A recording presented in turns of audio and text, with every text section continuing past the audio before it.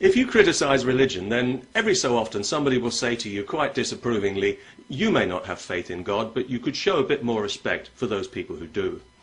And you might find yourself thinking, well, actually, maybe they're right.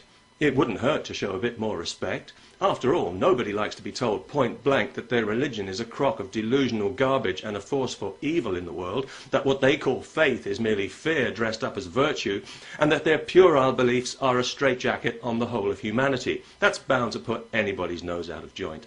So yes, maybe I could show a bit more respect. The only fly in the ointment is I don't actually feel any respect.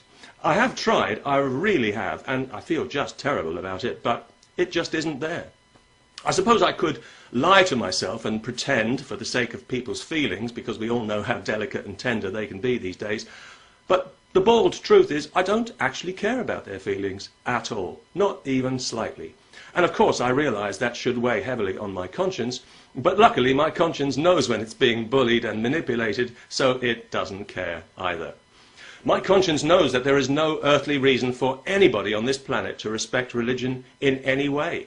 Indeed, purely on the evidence religion itself provides in such regular abundance, there's every reason to actively disrespect it to the point of outright abuse.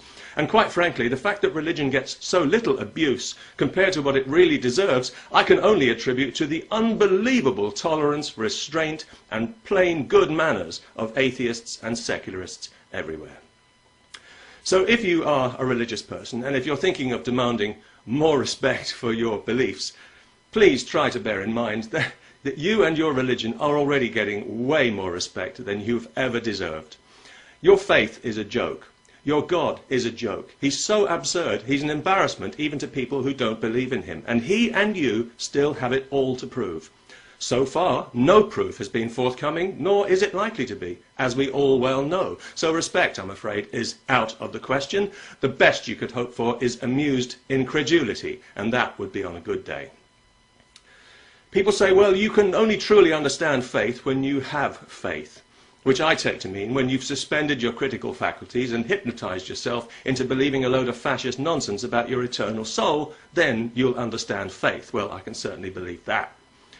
Faith peddlers like to put themselves beyond question by claiming that their faith transcends reason, the very thing that calls it to account. How convenient. Yes, faith transcends reason the way a criminal transcends the law.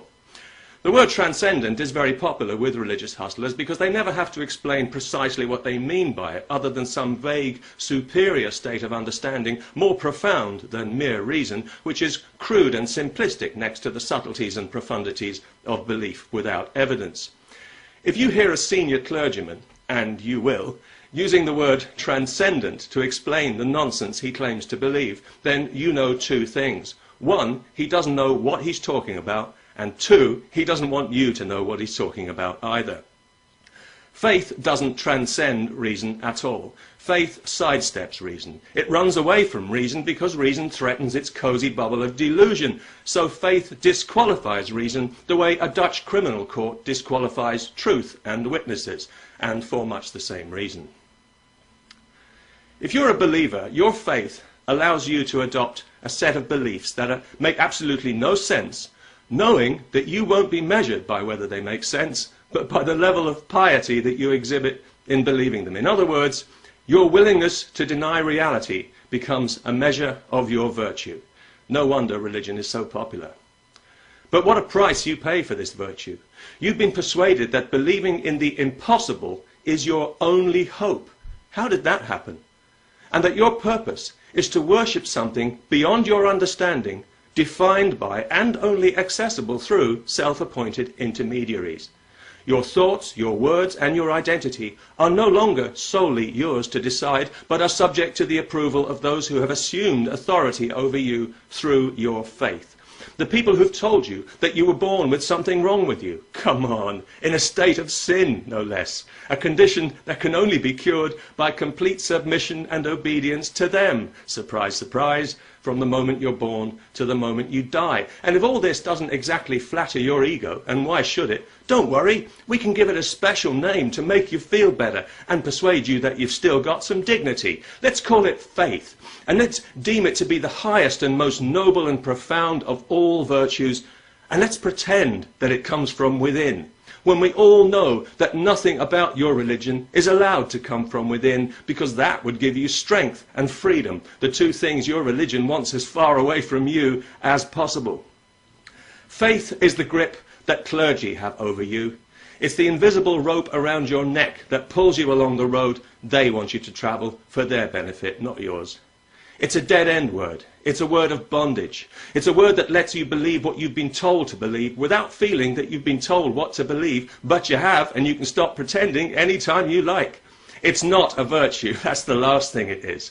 It's an abdication from reality. It's a dumb act of self-hypnosis. It's a cowardly cop-out. It's gullibility with a halo, and hiding behind it is like pretending to be an invalid.